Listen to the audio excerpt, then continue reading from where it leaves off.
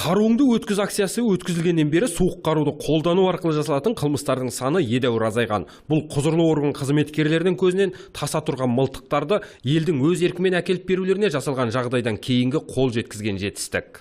Тек 2017 жылы қару қабылдау акциясы барысында 299 әртүрлі мылтық сатылып алынған. Одан өзге 351 оқ дәрі қабылданған. Оған мемлекеттен 15 миллион теңгеден артық ақша жұмсалған.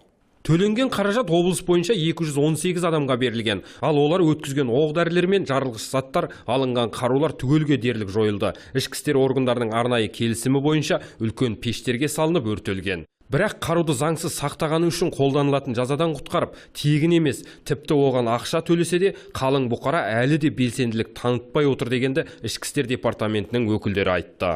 Мылтықтардың бәрі соларды Совет өкіметінен қалған мылтықтар ескі. Мылтықтар біз қабылдаймыз, ешқай жерде тіркелмеген, заңсыз сақталған мылтықтар ғой. Өз еркімен тапсырмаса, біз тәркілеп алып жатсақ, 482 бап бойынша шара қабылдаймыз. Оны сот шешеді.